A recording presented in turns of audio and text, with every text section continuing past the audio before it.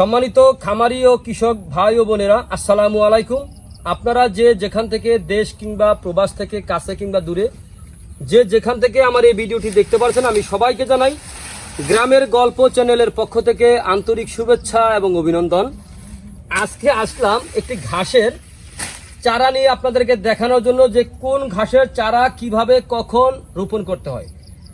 এই যে আমার সামনে যে ঘাসটা দেখতে পাচ্ছেন, এটা হচ্ছে অরিজিনাল আমেরিকান গুয়াতিমালা 5G ঘাসের মোতা সহ চারা। এই চারা রোপণ করলে আপনার একটি চারা মিস হবে না। এটা হচ্ছে ক্যালসিয়াম যুক্ত বিদেশি ঘাস। এই ঘাসটা কিন্তু মূলত আমেরিকা থেকে আমাদের বাংলাদেশে এসেছে, প্রায় 3 বছরের কাছাকাছি হয়ে গেছে। এই ঘাসটা আপনার এখন কিন্তু আপনার ব্যাপক হারে চাষ হচ্ছে। এই ঘাসের আপনার প্রত্যেকটা চারা যদি আপনি রোপণ করেন, যে কটা চারা রোপণ করবেন প্রত্যেকটা চারা হবে, একটি চারা মিস হবে না। এটাই হচ্ছে অরিজিনাল আমেরিকান গুয়াতিমালা 5G ঘাস।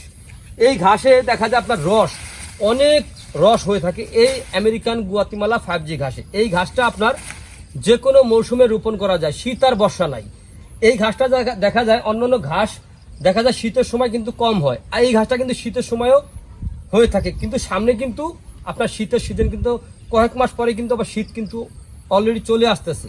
তো আপনারা যে দেখা যায় এই ঘাসটা যদি আগে রোপণ করেন, দেখা যায় শীত যখন দেখবেন প্রচণ্ড পরিমাণে শীত পড়তেছে, কনকনে শীত, ওই সময় দেখা যায় জমিতে ভালো করে একটু পানি দিয়ে জমিটাকে ভালো করে ভিজিয়ে দিবেন, তাহলে দেখবেন যে এই ঘাসটা থেমে থাকবে না, ঘাসটা খুব দ্রুত গতিতে বেড়ে যাবে। তো এই জন্য আপনারা বলতেছি, দেখা যায় আপনারা গরু অথবা ছাগল পালন করতে চাইলে আগে ঘাসের যোগানটা নিশ্চিত করবেন। শীত আর বর্ষা নাই, সকল সময় রোপণ করা যায়, সকল সময় হয়ে থাকে।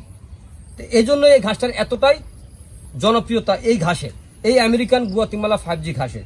বিদেশের মাটিতে যেই ঘাস জন্মায় সেই ঘাস এখন আমাদের বাংলাদেশের মাটিতে জন্মিয়ে থাকে।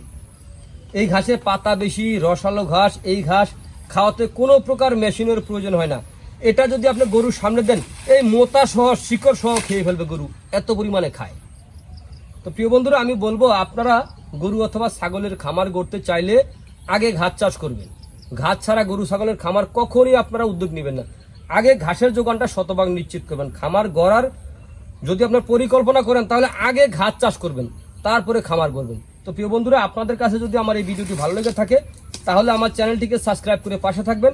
আর যে যেখান থেকে আমার এই ভিডিওটি দেখতে পাচ্ছেন, যদি আপনাদের ঘাসের মোতাসহ চারা অথবা কাটিংয়ের প্রয়োজন হয়, তাহলে আমার স্ক্রিনে দেওয়া নাম্বারে যোগাযোগ করবেন। আমরা সারা বাংলাদেশে ক্যাশ অন ডেলিভারিতে ডেলিভারি দিয়ে থাকি। তো প্রিয় বন্ধুরা, আজ এখানে এ পর্যন্তই। সকলে ভালো থাকবেন, সুস্থ থাকবেন। আল্লাহ হাফিজ।